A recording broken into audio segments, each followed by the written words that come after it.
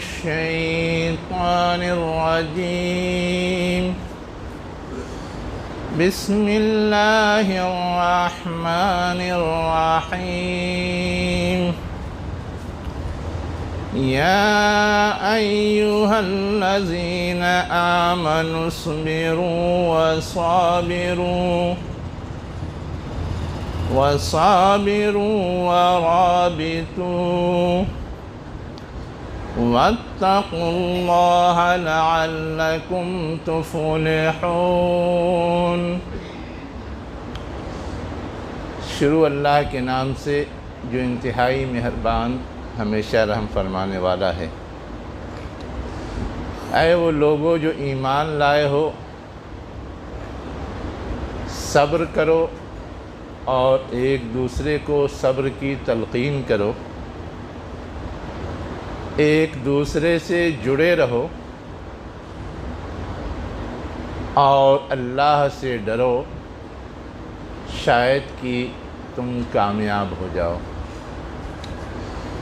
یہ سورہ آل عمران کی آخری آیت ہے جو میں نے ابھی آپ کے سامنے پڑھی.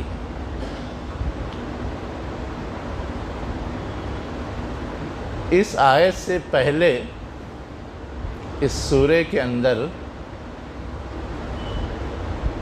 غزوہ احد کے موقع سے جو صورتحال پیدا ہوئی تھی کہ کچھ کمزوریوں کے مظاہرے کی وجہ سے اہل ایمان شکست کھانے لگے تھے.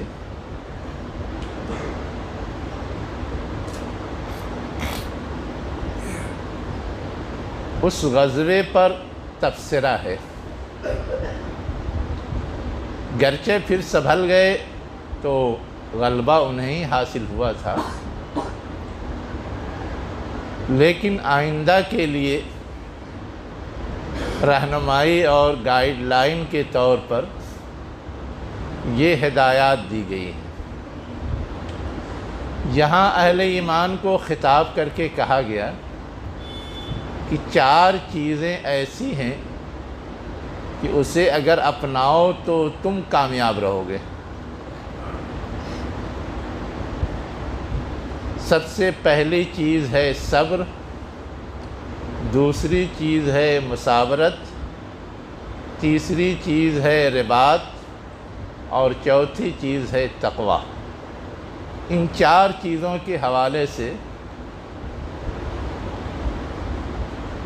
یہاں حکم دیتے ہوئے کہا گیا کہ اسے اپناؤ تو تم کامیاب رہو گے.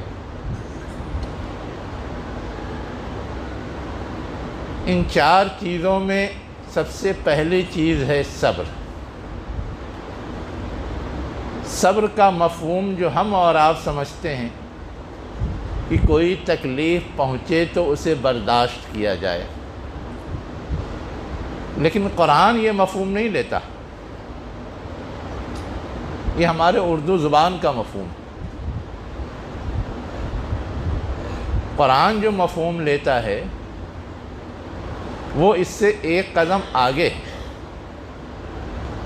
کہ ہمیں اگر کوئی مصیبت پہنچے تو اس مصیبت کی وجہ سے ہم حق کو چھوڑیں نہیں، اس کے باوجود ہم حق پر جمے رہیں.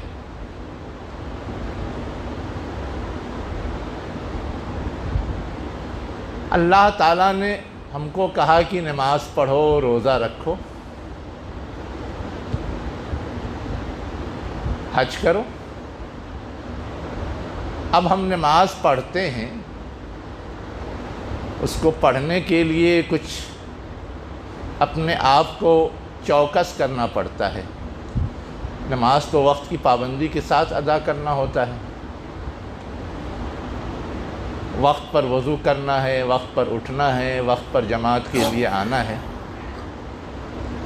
اب ہمیں اگر سستی اور کاہلی گھیر لے اور ہم وقت پر اٹھیں نہیں، وقت پر وضو نہ کریں، وقت پر نماز کے لیے مسجد نہ پہنچیں، تو گویا ہم اللہ کے اس حکم کے معاملے میں ڈھیلے ہو گئے، کمزور پڑ گئے. لیکن اگر ہم ہر چیز اپنے وقت پر انجام دیتے ہیں تو گویا ہم اس پر جمے ہوئے ہیں۔ روزہ ہمیں رکھنا ہے، روزہ رکھنے میں بھوک پیاس ستاتی ہے، اب بھوک پیاس ستاتی ہے تو روزہ رکھنا چھوڑ دیں تو گویا ہم کمزور پڑ گئے۔ لیکن اگر ہم اس کے باوجود روزہ رکھتے ہیں، جمنے کی کوشش کرتے ہیں، تو گویا ہم نے اللہ کی اطاعت کا حق ادا کیا۔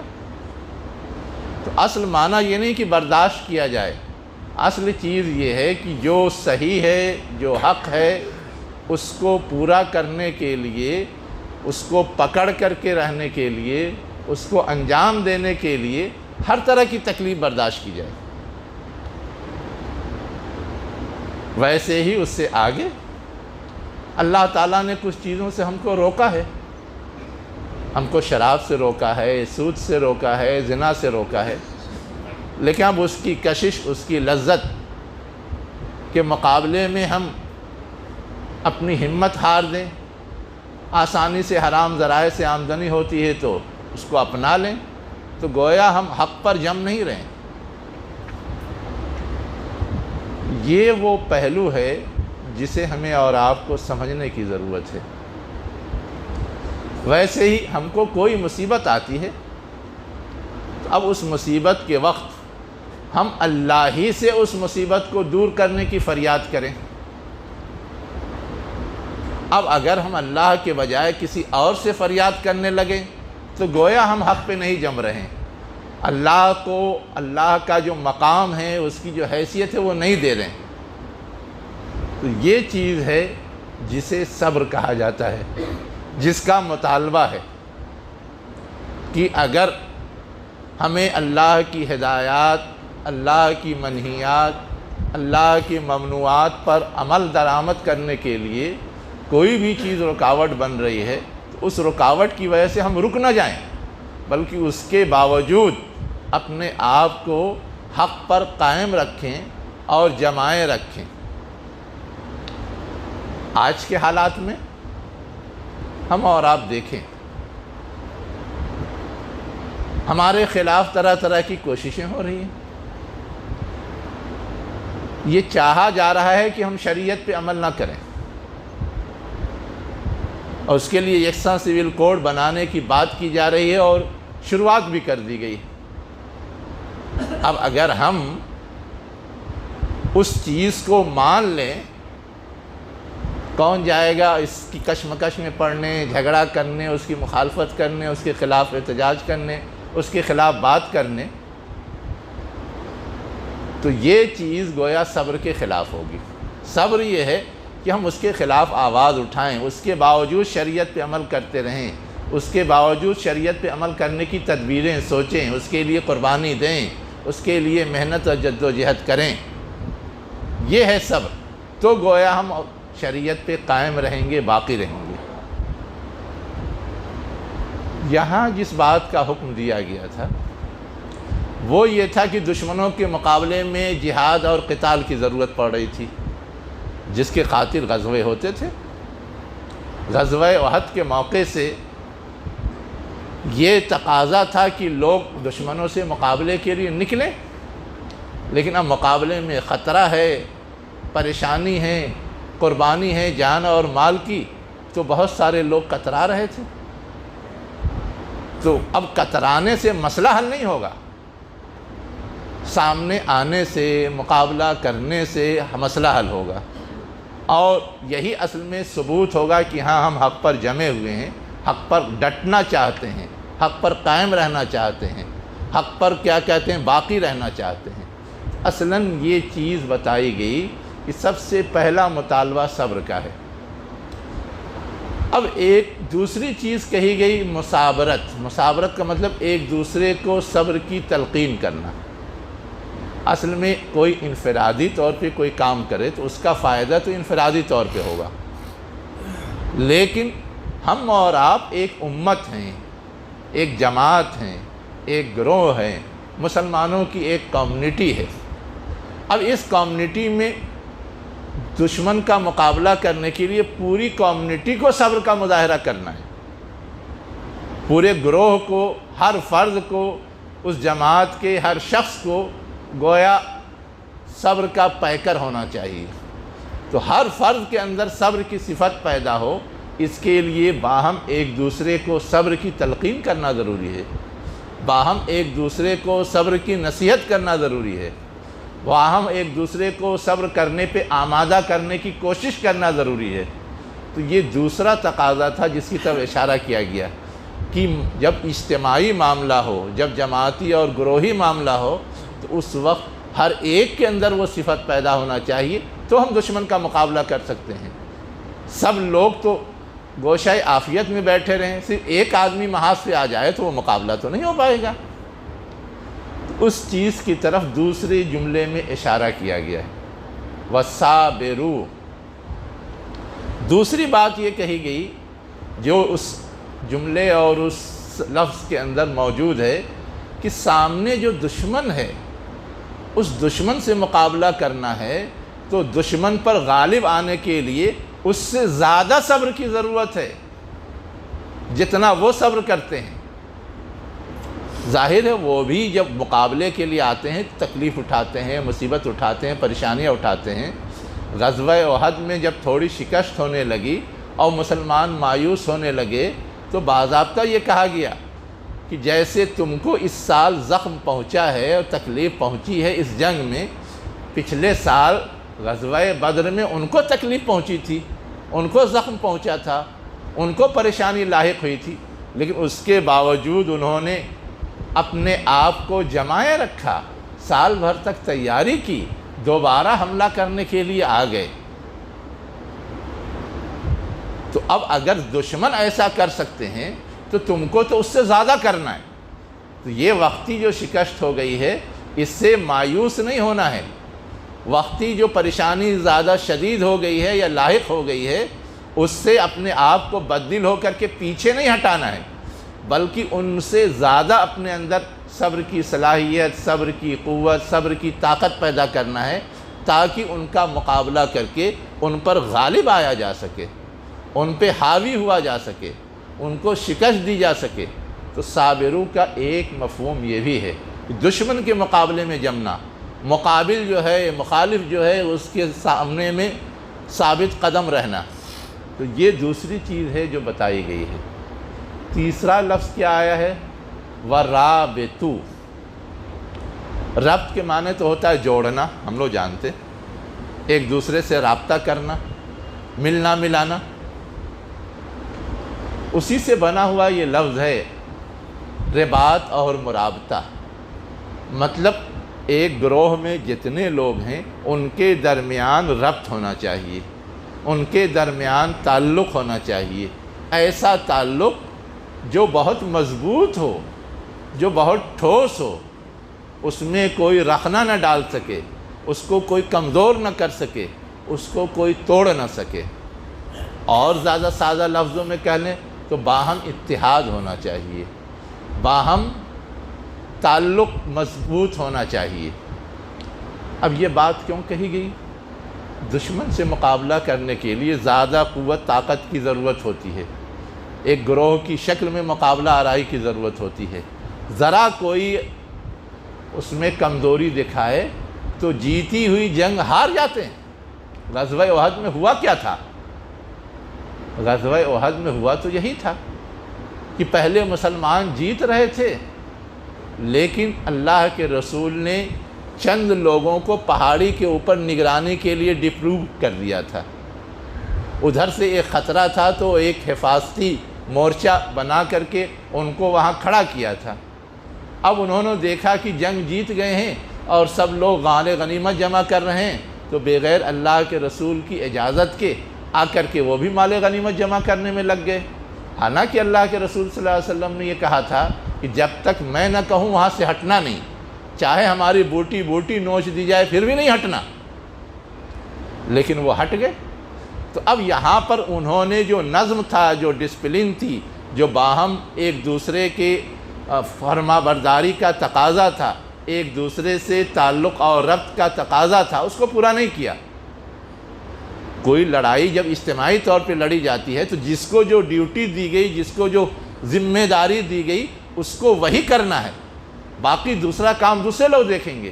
لیکن وہ وہاں سے ہٹ گئے، دشمنوں نے پیچھے سے حملہ کر دیا اور جیتی ہوئی جنگ ہارنے لگے۔ تو یہ جو کمزوری سامنے آئی تھی وہ اصل میں نظم کی، ڈسپلن کی، باہم رابطے میں بہت زیادہ مضبوطی کی کمزوری تھی۔ اس کی طرف اشارہ کر کے یہ کہا گیا کہ تمہیں اپنے آپ کو آئندہ اگر دشمنوں پہ غالب کرنا ہے، حاوی کرنا ہے، تو باہم بہت مضبوط تعلق ہونا چاہیے۔ یہ ہے اس کا سیدھا سادھا مفہوم۔ اب اس مضبوط تعلق کے تقاضے کچھ ہیں، احادیث میں اس کی طرف اشارہ کیا گیا ہے۔ ایک بات تو حدیث میں یہ کہی گئی کہ ایک شخص بہت اچھے ڈھنگ سے وضو کے سارے تقاضوں کے ساتھ وضو کرتا ہے، پھر اس کے بعد اپنے گھر سے مسجد تک، چاہے مسجد دور ہو، جماعت سے نماز ادا کرنے کے لیے مسجد آتا ہے،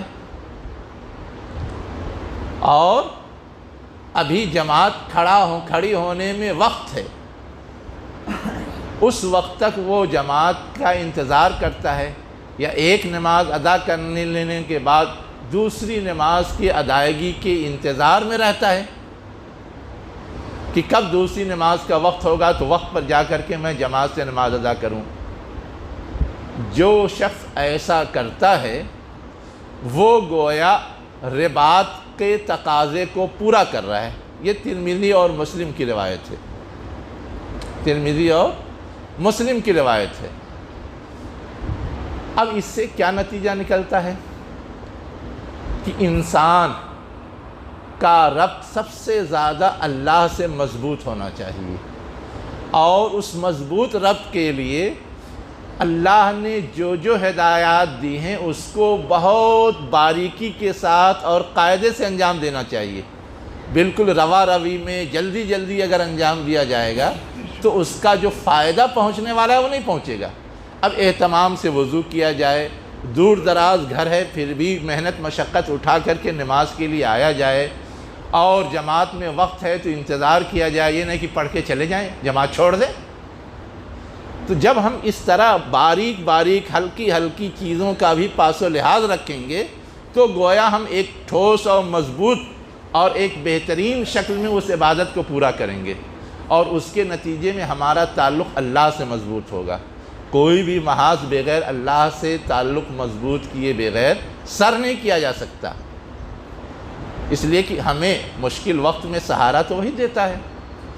تو اب دشمن سے مقابلے کے لیے جو فرسٹ اسٹیج ہے وہ یہ ہے کہ انسان اللہ سے اپنے تعلق کو مضبوط رکھے۔ اسی لیے حدیث کے اندر انسان کے، ایک مسلمان کے، مومن کے اس عمل کو بھی رباط کہا گیا ہے۔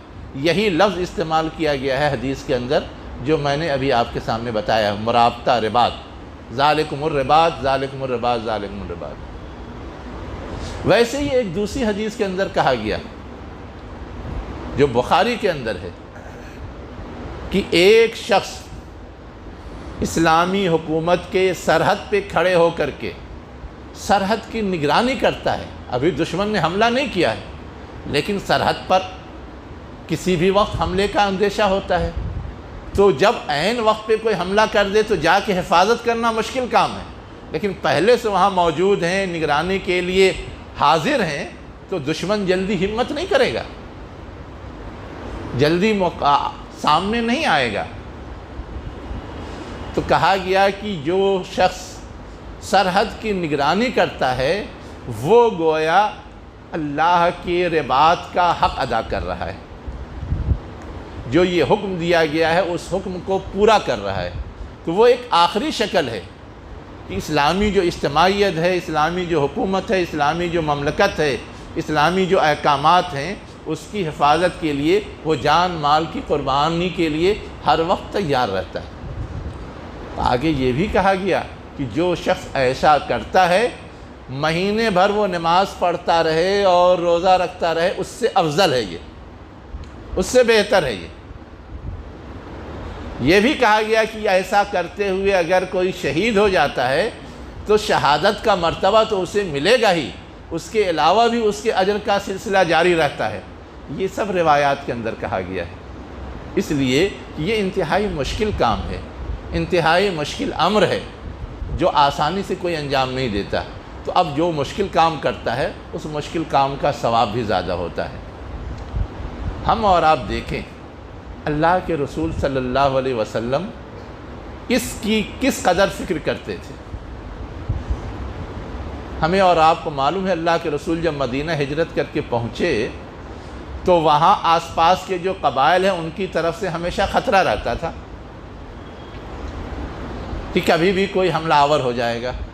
تو اس سے پہلے کہ وہ کچھ کریں، اللہ کے رسول اپنے چھوٹے چھوٹے گروپ نگرانی کے لیے، احوال کا اندازہ لگانے کے لیے، روب جمانے کے لیے خود ہی ادھر ادھر بھیجتے رہتے تھے، جسے سریہ کہا جاتا ہے۔ کبھی خود پہنچ جاتے تھے، کبھی اپنے صحابہ کا چھوٹا چھوٹا گروپ بھیج دیتے، جس کی وجہ سے دشمنوں کو جلدی ہمت نہیں ہوتی تھی کہ مدینہ پہ حملہ کر کے آپ لوگوں کے خلاف کوئی کارروائی کر سکیں۔ وہ تتر بتر ہو جاتے تھے یا بالکل الرٹ رہتے تھے۔ اس سے زیادہ جب عرب میں صلح حدیبیہ کے بعد ماحول سازگار ہو گیا اور یہاں مخالفت کم ہو گئی، تو عرب کے باہر جو سرحدی علاقے تھے جہاں دوسرے ممالک ملتے تھے، وہاں جو لوگ موجود تھے انہوں نے اس طرح کی شرارتیں شروع کر دی۔ تو حضور کی آخری زندگی میں ہم اور آپ جانتے ہیں غزوہ تبوک کے موقع سے ایک پورا قافلہ تیار کر کے گیا تھا۔ کیا تھا؟ خبر یہ آئی تھی کہ عیسائی 2 لاکھ کی تعداد میں سرحد پہ اکٹھا ہو رہے ہیں اور حملہ کرنے والے۔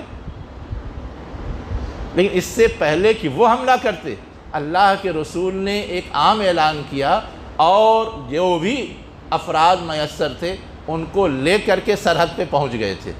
یہ غزوہ تبوک کا جو علاقہ ہے وہ سرحدی علاقہ ہے عرب کا، اور جب انہیں خبر مل گئی کہ حضور اپنے قافلے کے ساتھ آ رہے ہیں، اپنے گروپ کے ساتھ آ رہے ہیں، تو وہ مقابلے میں نہیں آئے، وہ تتر بتر ہو گئے، ہٹ گئے، اور آپ گئے وہاں اور وہاں جنگ کی نوبت نہیں آئی، آپ واپس آ گئے۔ لیکن اللہ کے رسول اتنے چوکس اور بیدار تھے۔ میں یہ کہنا چاہ رہا تھا، اپنی سرحدوں کی حفاظت کے لیے دشمنوں کے خطرے کے مقابلے کے حوالے سے چوکنا رہنے کے پہلو سے، تو ہمیں اور آپ کو بھی اپنی عملی زندگی میں دشمن کی طرف سے کیا کیا سوچا جا رہا ہے، کیا کیا منصوبہ بندی ہو رہی ہے، کیا کیا پلان ہو رہا ہے، کیا کیا سرگرمیاں چل رہی ہیں، اس سے آگاہ ہونا چاہیے، اور اس کے خلاف ہمیں اور آپ کو جو تیاری کرنی ہے وہ تیاری کرتے رہنا چاہیے، اور جب ضرورت ہو فوراً ان کے لیے ایک بریکر بن جانا چاہیے، ایک دیوار بن جانا چاہیے کہ وہ ہمیں کسی طرح کا نقصان نہ پہنچانے پائیں۔ ہم اور آپ اس معاملے میں کمزور ثابت ہوتے ہیں، اسی لیے ہمیں اس وقت احساس ہوتا ہے جب وہ ہمارے سر پہ ڈنڈا برسا چکے ہوتے ہیں، جب وہ ہمارے خلاف کارروائی کر چکے ہوتے ہیں، تو ہمیں اس سے پہلے اس طرح کی تیاریوں کی ضرورت ہے جس کی طرف اشارہ کیا گیا ہے۔ قرآن مجید میں جہاں یہ حکم دیا گیا ہے نا کہ دشمن کے مقابلے میں اپنے وسائل مہیا رکھو، تیار رہو، وہاں بھی یہی لفظ استعمال ہوا ہے، اعدوا لهم ما استطعتم من رباط الخیل، کہ تم دشمنوں کے مقابلے میں اپنے آپ کو تیار رکھو، اپنے گھوڑوں کو باندھ کے رکھو۔ رباط الخیل کا مطلب ہوتا ہے اپنے گھوڑوں کو باندھ کے رکھو تاکہ تم دشمنوں کو ڈرا سکو، اپنے دشمن کو بھی، اللہ کے دشمن کو بھی، تاکہ وہ تمہیں کوئی نقصان نہ پہنچانے پائیں۔ تو یہ وہ چیز ہے جس معاملے میں ہم سے اور آپ سے کوتاہی ہوتی ہے، تو ہمیں اور آپ کو اس پہلو پر بھی سوچنے کی ضرورت ہے۔ جو چوتھی بات کہی گئی کہ اللہ کا تقوی اختیار کرو کا مطلب یہ ہے کہ دشمن سے مقابلہ تو کرنا ہے، خطرات سے نمٹنا ہے، لیکن شرعی حدود کو پامال نہیں کرنا ہے۔ وہ غلط طریقے اپناتے ہیں، ہم غلط طریقے نہیں اپنائیں گے۔ وہ ظلم و زیادتی کرتے ہیں، ہم ظلم و زیادتی نہیں کرتے۔ مثلا وہ بچوں کو مار ڈالتے ہیں، ہمیں منع ہے کہ کوئی بھی جنگ ہو ہم بچوں کو نہیں مار سکتے۔ وہ عورتوں کو مار ڈالتے ہیں، ہمیں منع ہے کہ ہم کسی عورت کی عصمت دری نہیں کر سکتے چاہے کوئی بھی جنگ ہو۔ ہمیں منع ہے کہ لاش کا مسئلہ نہیں بنائیں گے، لیکن وہ ہمیں تکلیف پہنچانے کے لیے ہماری لاشوں کے آنکھ کان ناک کاٹ ڈالتے ہیں، جسے مسئلہ کرنا کہتے ہیں۔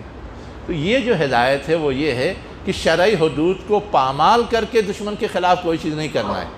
اللہ نے جو حد رکھی اس حد کے اندر کرنا ہے، انسانیت اور اخلاقیات کا پورا پاس و لحاظ رکھنا ہے۔ تو یہ چوتھی ہدایت ہے جو یہاں دی گئی۔ پھر کہا گیا کہ ان چاروں چیزوں پہ عمل درآمد کرو تو دشمن کے مقابلے میں تم کامیاب رہو گے۔ اصلاً یہ جو ہدایت ہے، یہ ہدایت سورہ بقرہ جو اس سے پہلے سورہ ہے نا، اس کے اندر جو آخری آیت آئی ہے، وہاں بندے نے ایک دعا کی ہے، وَانصُرْنَا عَلَى الْقَوْمِ الْكَافِرِينَ، اے اللہ کافروں کے مقابلے میں ہماری مدد فرما۔ تو یہاں اس کی تدبیر بتائی گئی ہے کہ دشمن کے مقابلے میں تمہیں غالب آنا ہے، تو یہ چار تدبیریں کر لو، اللہ کی مدد بھی تمہیں حاصل رہے گی، تم غالب بھی رہو گے، تم کامیاب بھی ہو جاؤ گے۔ اللہ ہمیں ان چیزوں کو فالو کرنے کی توفیق دے۔ وآخر دعوانا ان الحمد للہ رب العالمین۔